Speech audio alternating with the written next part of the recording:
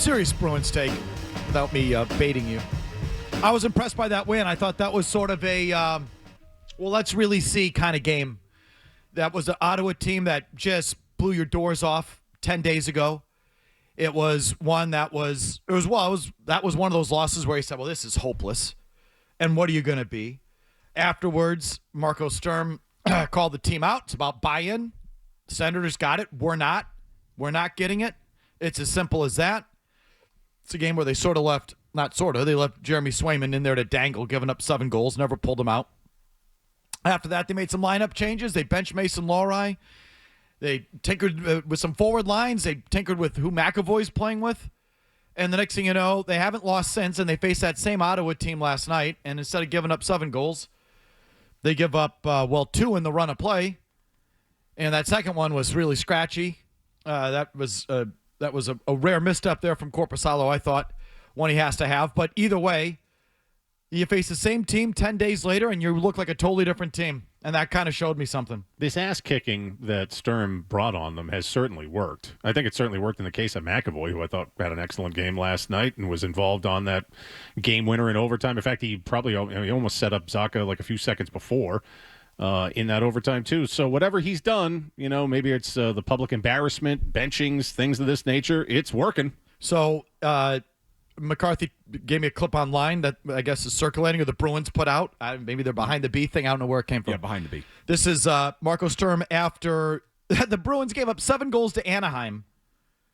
That was 2 games before the Ottawa game, so it wasn't like there was an immediate turnaround. Because no, that stretch was awful. 2 games later, they also gave up 7 to Ottawa. But this was after they gave up 7 to Anaheim 2 games before that Ottawa game. Go ahead, Jimmy. I try to be calm and everything be nice, whatever. That now. It has to stop now.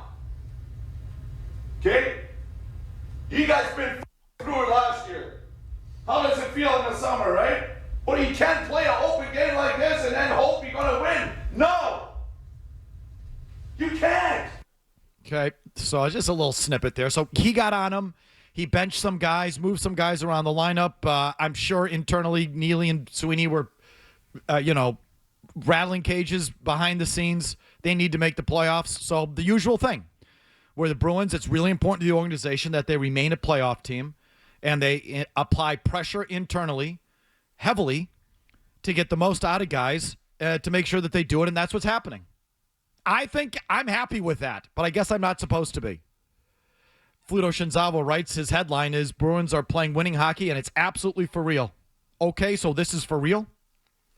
According to Natural Stat Trick, the Senators were expected to score .83 goals during 5-on-5 play. It was the lowest expected goals against the Bruins have allowed this season. So that defensive effort is real. It felt, just watching it, I thought they were really grindy, really good along the boards, tough on, much harder on the puck. It's obvious that they're playing different and just a little tougher. And I, for one, like it as a hockey fan, but I guess I shouldn't. If you watch the Bruins game last night and their overtime, which is a wonderful format and has a lot of great stuff, and I thought was compelling last night. However, the one fly in the ointment, and there needs to be a big rule change, is teams that intentionally bring the puck out of their offensive zone. And the Bruins did it like 4 times, I want to say. Twice they just blindly passed it all the way back the length of the ice to Korpisalo to handle and reset. A couple times they just cycled out of the offensive zone.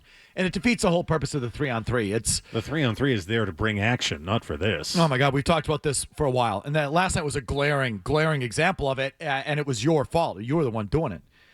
And I guess it worked. I mean, you kept possession for most of the overtime, but that's not what – it's a very simple rule. I don't know why they don't just do it. Have an over and back. If you intentionally bring the puck out of your own zone, and that's a little bit of a judgment call, but so be it. If the line's been deemed that you have intentionally brought the puck out of your own offensive zone, face off. Just like they have intentional offsides going into the zone, and that's a judgment call too. So make that a judgment. It's pretty obvious. I mean, if you have control of the puck and you sling it back to your goalie, that's a face-off. And if you have full control of the puck like Pastrnak did at least once, maybe twice, and he cycles back out into the neutral zone to get a guy on the ice, that's not a penalty, just a face-off outside the zone. He'll end it in 1 second, and that's that. Yeah, I'd be for that. Again, it's tough for me because I don't want more policing of really any game, but that when teams do this, and again, the Bruins are responsible for it last night, it's just greasy. Like, this isn't the spirit of what they've changed overtime for. People want action. That's not action. Would you be okay going back to the center line? I think that would kind of work too. But I'm with you on this. Nope. Because the passing back to the goalie is actually, I think that I have less of a problem with that than a guy like Pastrnak with possession of the puck cycling back to the red line.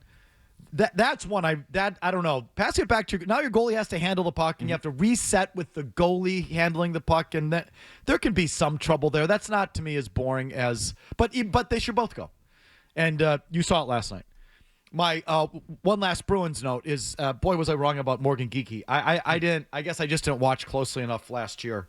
I didn't realize the game that he has. He's got game. He's got a howitzer of a little shot that I didn't appreciate that he had. And he's got like real offensive skill. There was a play, I think it was in the first period last night. He didn't score on it. He hit the crossbar, but he sort of walked around a guy one-on-one, and just a really deft, skilled Got moves. Move it. Late, he set up Yoki Haru for what should have been maybe the game-winning goal, a beautiful little pass into the slot. Like, he's actually kind of good. He does stupid crap. He gives the puck away, like maybe Pasternak's infected him. I don't know about that. I mean, I'm not telling you he's, like, perfect. He does some stupid crap. Like most good offensive players, he does stupid crap.